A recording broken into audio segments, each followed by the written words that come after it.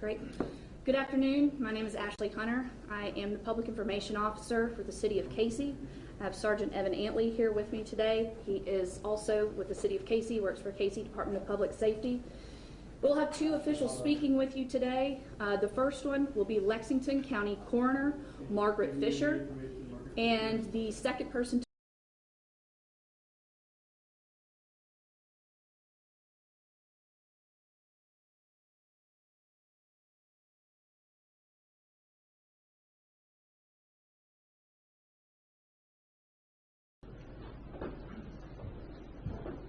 Good afternoon, and welcome back to the City of Casey. The last time we spoke, we let you know that our work was ongoing in the case of Faye Swetlik. Today we're here to give you some of those answers that everyone has been asking for. We appreciate your patience and your time and your compassion. And at this time I'd invite Coroner Margaret Fisher, DPS Director Byron Snelgrove, and other leaders from local, state, and federal agencies to the stage.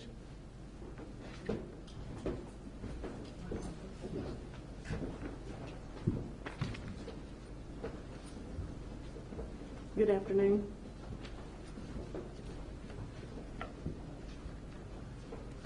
First, I would like to personally express my gratitude to Lieutenant Mike Burrell and the Charleston County Sheriff's Department for providing the motorcade to accompany Faye back to Lexington on Saturday with the respect and dignity that she deserved. I would also like to thank the Casey Department of Public Safety and the Town of Lexington Police Department for their assistance with that touching tribute to a little girl who has touched as many hearts. Thank you to the team at MUSC who worked meticulously to help us determine the cause of Faye's death, and to Trinity Baptist Church for hosting this and previous press conferences. I want to express my appreciation to you, the media, for your compassion and constant coverage of Faye's story since last Monday, and for your patience throughout this investigation. You respectfully fulfilled our request that Faye's parents be allowed privacy and time to process the information given to them following the autopsy. On behalf of my staff and myself, I would like to express our sincere appreciation for the compassion, the kindness, and the support that the community has shown us since last Thursday. The thoughtfulness and generosity of everyone who has provided meals and other things to uplift us throughout these especially daunting days has really touched our hearts. In a time of shattered hope and incomprehensible sadness, when we must face the worst of what people are capable of, you have helped to restore our faith in humanity and remind us of the strength of our community. We encounter tragedy and loss on a daily basis, and we are impacted by each death we investigate and all the loved ones that we serve. And the loss of Faye, an innocent child who was simply playing in her own yard at the hands of another person, has been extremely difficult on all of us. There are no adequate words to express the depth of our sadness and our sympathy for Faye's parents. To Faye's mother and father, my heart, like so many others, breaks for you. I know that there is nothing I can say to bring any comfort or peace. I am so deeply sorry for what you're going through and for the loss of your precious baby girl. No parent should ever have to know such pain. And you are and will be in our thoughts and prayers, and for so many, including me. And you and Faye will remain in my heart forever.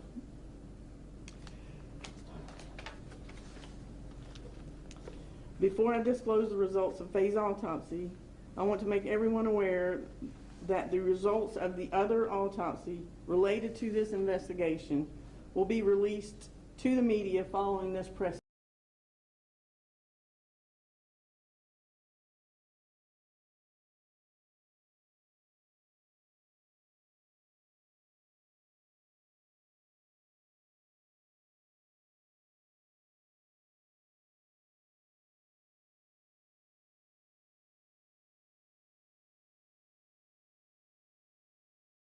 her body. And her body had not been at that location. Her body had been at that location for only a short time. We have concluded that Faye's death was a homicide and took place within only a few hours after she was abducted. The cause of Faye's death has been ruled asphyxiation. Unless there's new evidence pertinent to the investigation of my office, we will not release any additional information regarding Faye Marie Swetlik. Thank you.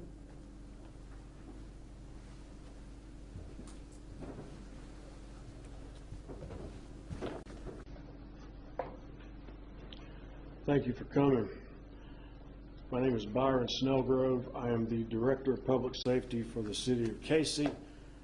I've been asked by several media people to explain what that is. That means that I am the Chief of Police and the Chief of the Fire Department in the City of Casey.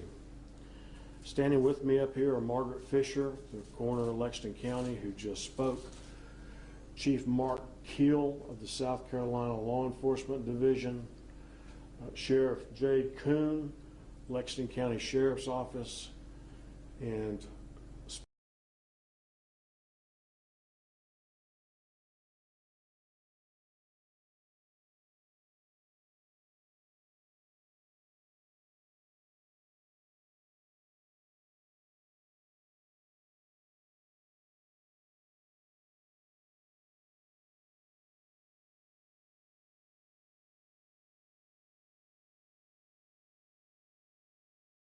all the help that they gave us with personnel and everything else that they did for us. In addition, I want to thank the community for doing all sorts of stuff for us.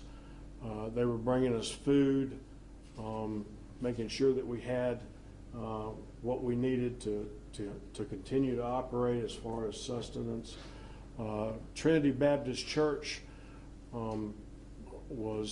was very instrumental in ensuring that we had everything that we needed to keep everyone that was working alert and ready to go. And we truly appreciate that.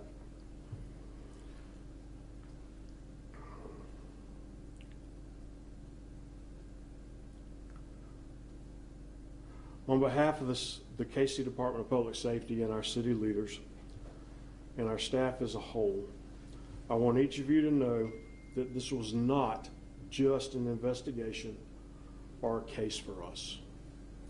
Faye Swetlik quickly grabbed all of our hearts, and this case became and will always remain very personal for each of us.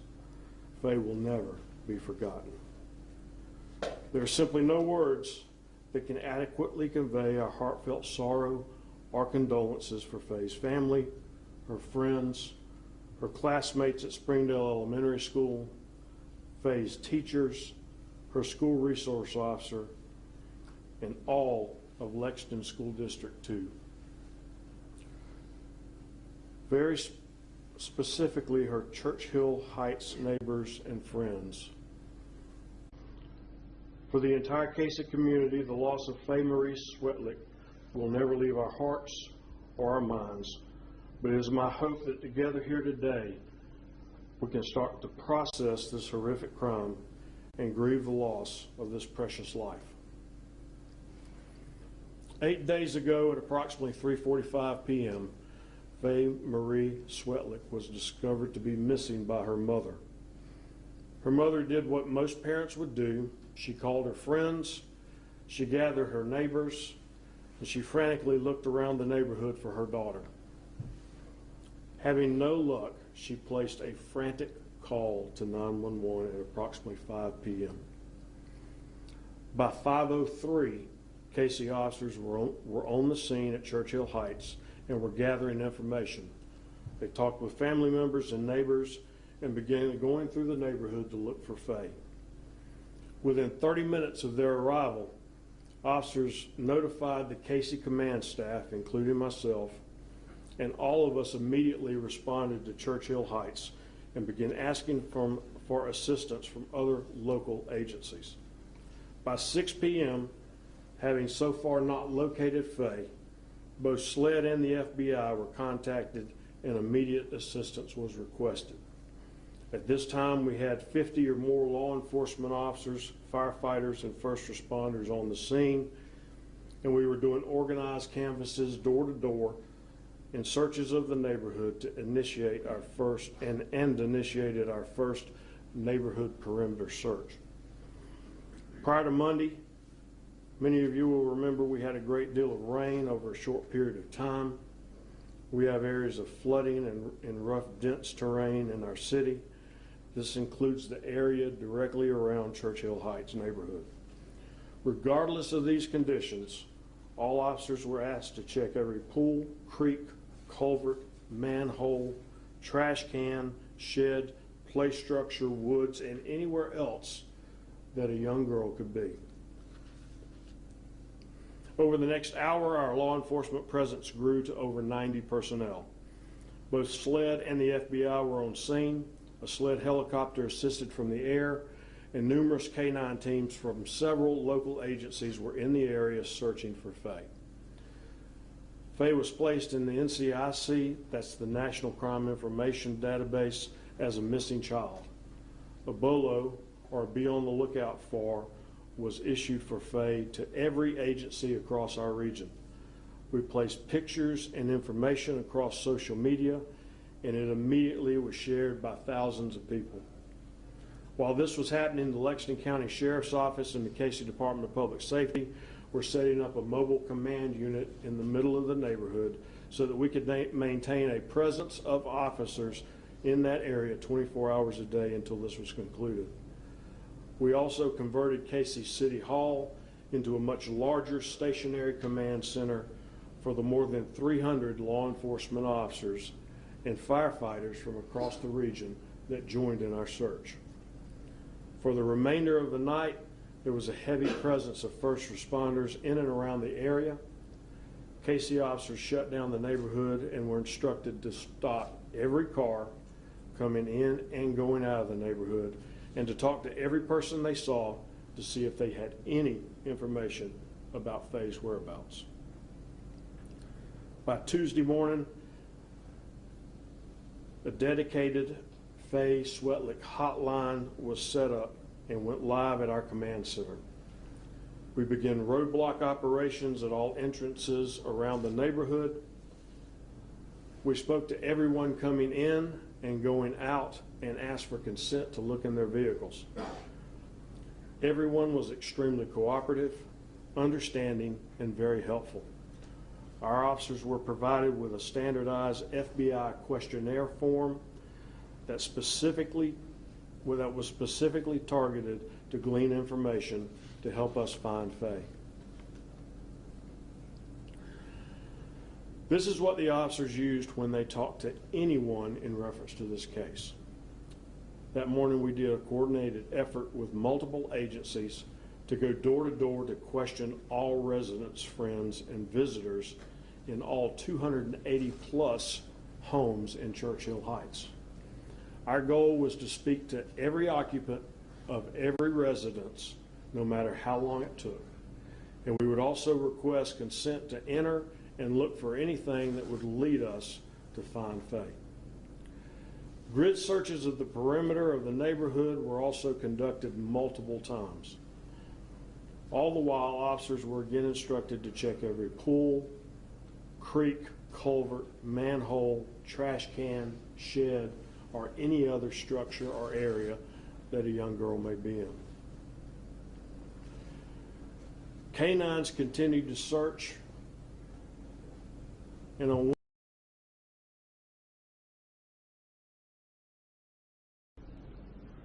Wednesday night, with all the current law enforcement operations taking place, we decided to bring another city department as a resource to help us find Faye.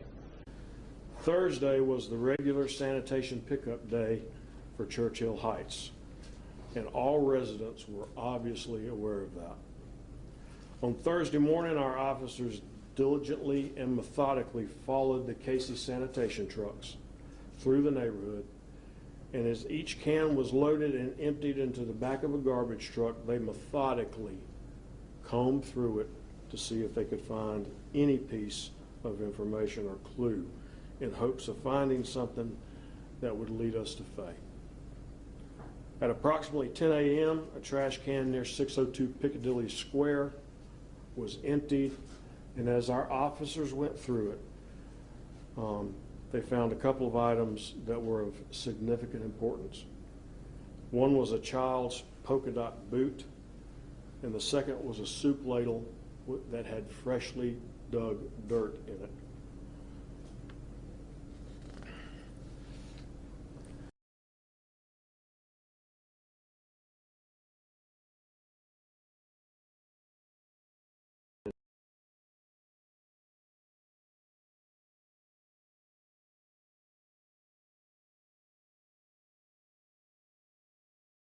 Went into the woods behind the townhomes, and just before 10:30 a.m., I located the body of Faye Swetlik. At approximately 10:30, other Casey officers were notified of a residence that there was a man bleeding on the back patio. That was 602 Piccadilly Square.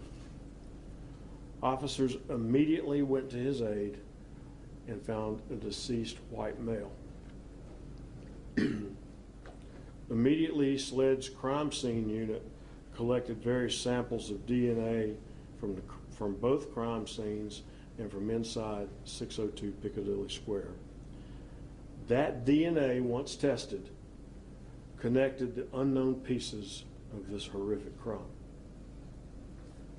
I can tell you that the deceased male had been contacted and interviewed at 602 Piccadilly on Wednesday afternoon. He was cooperative and gave consent to agents to look through the house.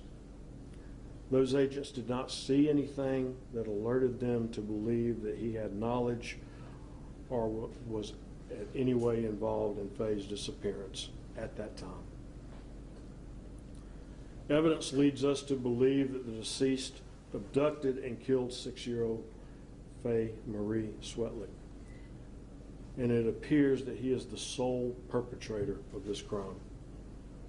Evidence further shows that Faye's body was moved in the shadow of the night to behind the townhouses where she was found in the early morning hours on Thursday morning under the cover of darkness. Throughout the time we spent searching for Faye, we kept a very large presence of officers and agents in the Churchill Heights neighborhood 24 hours a day. Our team working on this case grew exponentially from 50 officers to over 300. Every door to every residence in Churchill Heights was knocked on, and officers continued to go back to every house until every resident or occupant of that house was interviewed.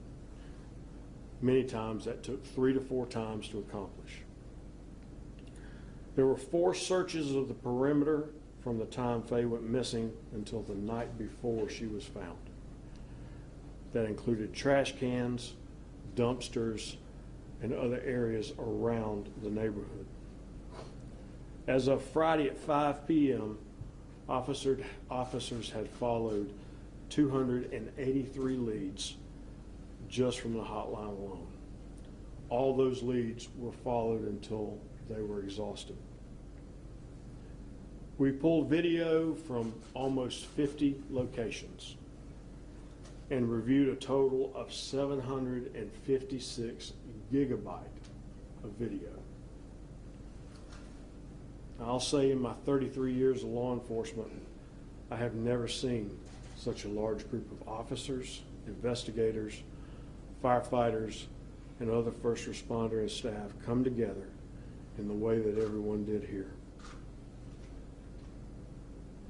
Nor have I seen federal, state, and local law enforcement agencies come together as a team, working around the clock as one unit with one goal: to try and bring a little 6-year-old baby girl home. I want to thank everyone who worked on this team. I would also like to personally thank each and every member of this community that called in tips, provided information, and prayed for Faye and us. I assure you, every prayer was felt and greatly appreciated. Tonight, as our entire community begins the healing process, the vigil is planned to support Faye's family, friends, classmates, teachers, neighbors, and other members of our community. And we invite anyone that would like to honor the life of Faye Marie Swetlik to attend. It will be on the lawn in front of Casey City Hall at 5:30 this evening, and it will happen rain or shine.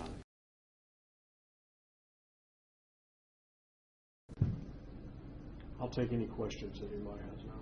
Sir, is there any indication of where she may have been between Monday night and Thursday morning? We do not know at this time. Yes, ma'am. Why was the decision made to do the autopsy at MUSC? That's a question for the coroner. MUSC as the forensic pathologist are at MUSC, and they handle all the autopsies for the coroner's office that are forensically related to cases. So that was not an unusual thing for us to send them to MUSC. They do all of our forensic cases. Did the suspect have a roommate? Yes. Did you make contact with that roommate this week? We have been in contact with the roommate, yes. But we have nothing that indicates that he knew anything about what was going on, and he was not at the residence that much during the time. The indication as to what the cause of death was, or the male who was found dead? That will be released by the coroner after this. Talking about the security footage review and the tips you got, looking back at anything linked to Cody Taylor's involvement on that video or in the tips you received? We do have some video that shows Cody doing some things that were suspicious to us, yes. Can you elaborate on what those were? No, not at this time. 2 more questions and that'll be all. Did he leave any kind of a note or message of any kind behind? None. What did he say when you interviewed him? I did not interview him, and quite frankly, I don't know exactly what he said. Inside the residence after you discovered Faye, was there anything else that showed further evidence that she had in fact been inside that residence? Well, DNA was tested and did connect and link the residence, the deceased male, and Faye to that location. You mentioned the ladle with dirt on it. What led you to believe that had a connection? It was a hunch. All right, that'll be all today. Thank you all very much. If you Thank have any you. questions, please let us know and check your emails.